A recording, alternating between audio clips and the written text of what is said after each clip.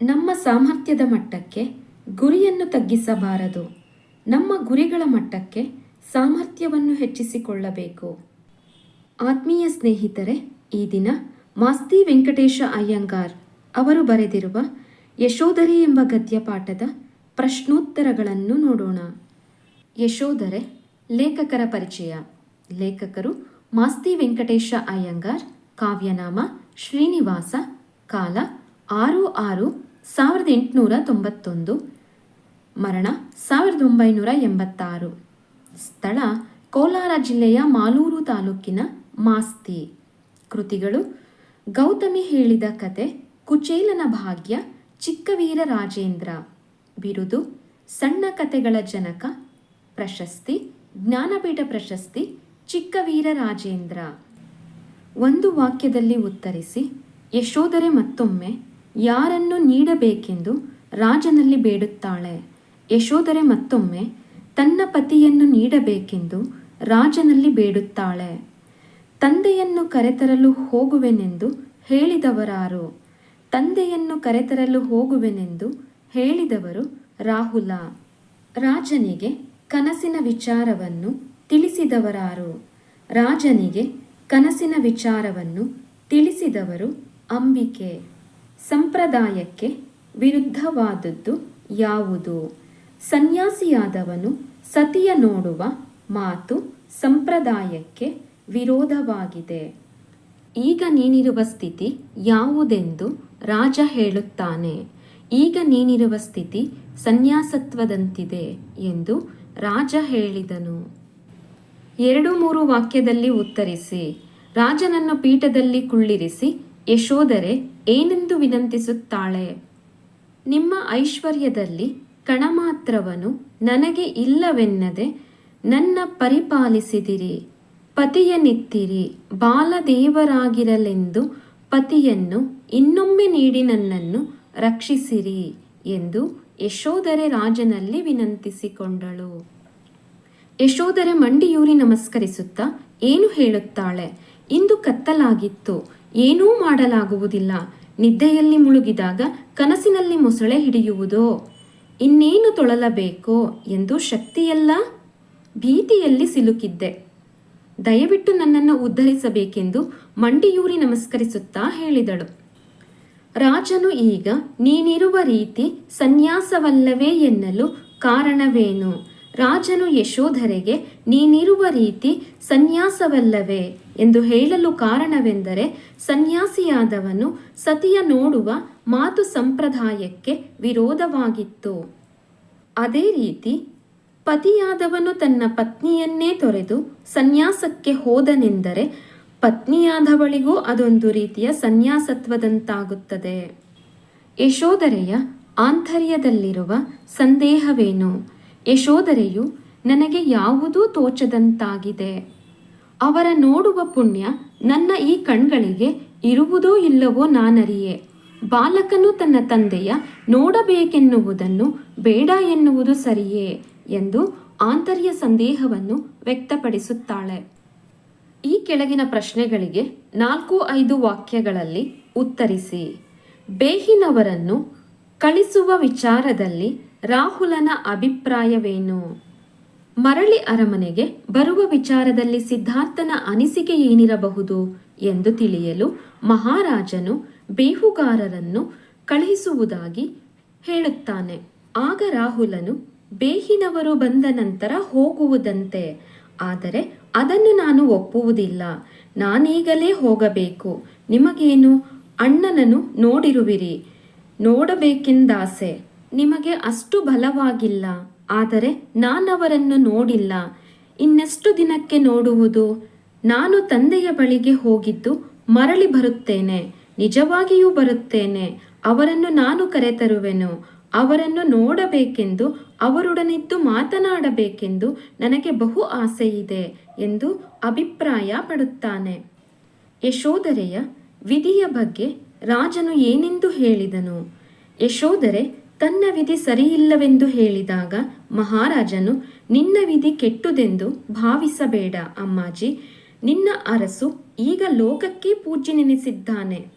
ರಾಜ್ಯವನ್ನು ಆಳುವ ಚಿಕ್ಕ ಹಿರಿಮೆಗಿಂತ ಜಗದ ಜೀವಗಳನ್ನು ಉದ್ಧರಿಸುವ ದೊಡ್ಡ ಹಿರಿಮೆಯನ್ನು ಕೈಗೊಂಡಿದ್ದಾನೆ.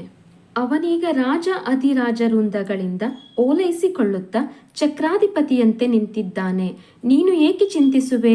ಈ ಬಾಲಕನು ನಿನ್ನ ಈ 10 ವರ್ಷದ ತಪವೇ ರೂಪ ತಳೆದು ನಿನ್ನ ಪತಿಯನ್ನು ಕರೆಯಲು ಹೊರಟಿದ್ದಾನೆ. ನಮ್ಮ ಈ ಬಾಲಕನು ನಮ್ಮ ಸಿದ್ಧಾರ್ಥನನ್ನು ಬಿಡದೆ ತಂದೆ ತರುವನು ಎಂದು ಹೇಳುತ್ತಾನೆ. ಸಂದರ್ಭ ಸಹಿತ ಸ್ವಾರಸ್ಯವನ್ನು ವಿವರಿಸಿ. ಸೋದರಿಯ ಸುತೆಯೆಂದು ಎಳೆತನದಲ್ಲೇ ತನ್ನ ಕರೆತಂದು ಸಾಕಿದಿರಿ.